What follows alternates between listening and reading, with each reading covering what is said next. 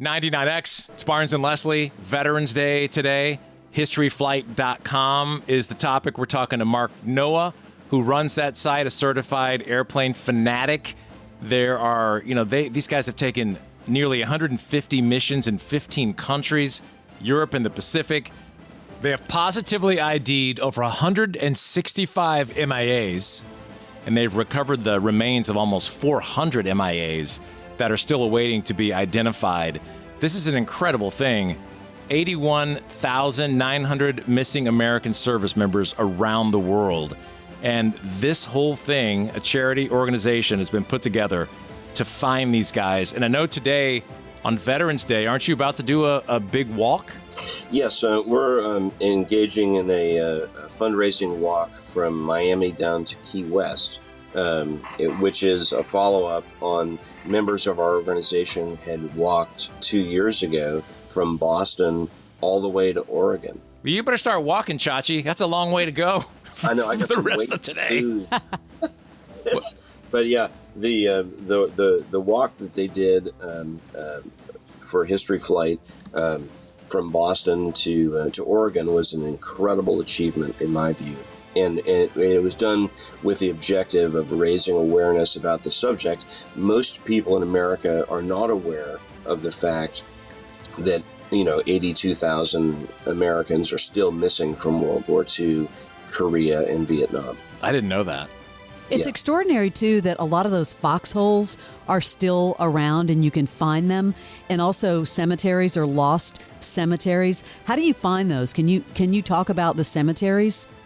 Yes, we did a prodigious amount of research work, which gave us the general location of where some of these cemeteries would be that had been created correctly after the battle in the Battle of Tarawa. And then when the Marines left the island, the Seabees came in and turned the island into a modern air base, and they raised the surface of the island and covered up all these cemeteries intentionally, but they basically covered up a lot of these cemeteries with modern day infrastructure like parking lots and buildings. And they knew it was there and they still did it anyway? Yes, we interviewed more than 100 veterans of the battle, and one of them told me that we used to walk past one of these temporary cemeteries on our way to the mess hall every morning.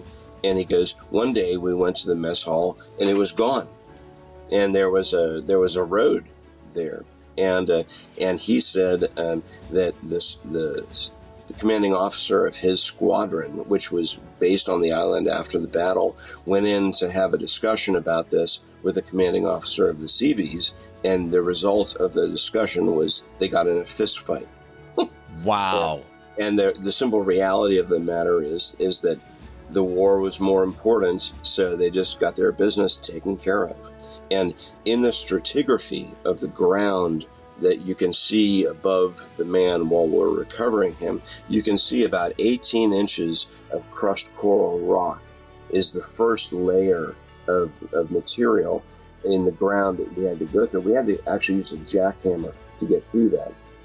And what that is when they made roads in the Pacific, they would crush coral and they would pack it down with a bulldozer and they would make an impenetrable barrier, which was great for a road, and it actually protected this lost graveyard for all those years.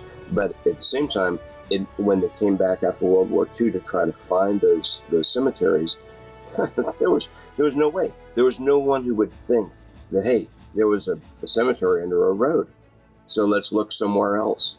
And in fact, that particular cemetery, they built a marker for it, but it was 313 feet away from where the cemetery actually was. So when we first started looking for that particular cemetery, we looked where the marker was, and of course there was nothing there. And then we started expanding the locus of our search to the point where we could find it. And we used multiple lines of evidence. We used ground penetrating radar, we used magnetometry, we used a cadaver dog. We interviewed local people who had engaged in construction activity around the island and had dug up evidence of these burials. And all those things together is how we found them. We're talking to Mark Noah from History Flight, No One Left Behind, finding, of course, people missing in action. It's unbelievable work that you're doing. How many flights a year do you personally take, or are you going to some of these areas outside of the country? In the course of the last 20 years, I've led 54 missions overseas doing this work, and that's sometimes like a week-long mission, sometimes 2 weeks or longer. It really depends, but it's been a very worthwhile endeavor, and you know, the results of what we have done is what justifies all the time that we've used to make it happen.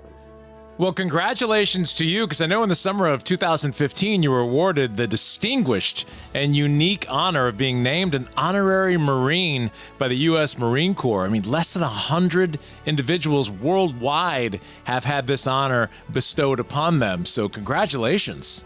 Well, thank you. I appreciate that. It's kind of a funny story. One of the people that works in a leadership position in the History Flight organization was one of the lead officers in the Marine Corps who was tasked with researching whether I should be awarded that title.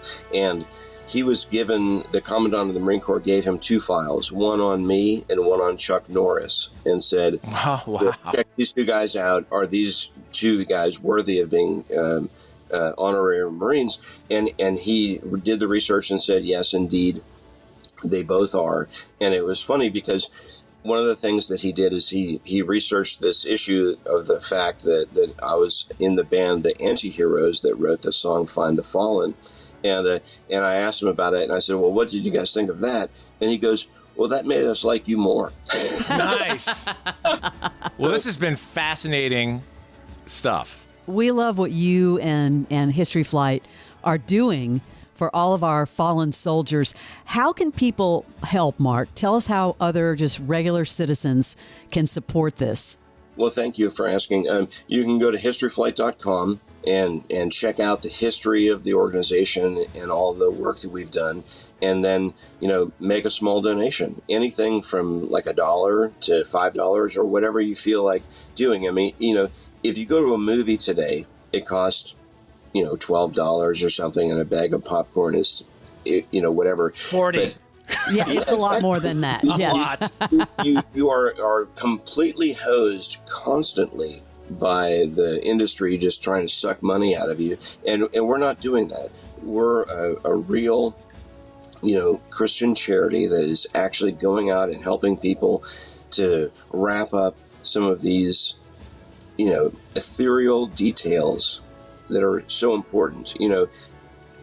On the wall behind me are pictures of some of the guys that we've recovered, and that would never happen if people didn't go out and support it. So if you can support it, that'd be great. Mark Noah, thank you very much. Again, the website, you can go and check it out anytime and get a whole lot more information. It's historyflight.com. Mark, thank you very much for joining us. Thank you, guys. The Morning X with Barnes and Leslie, 99X.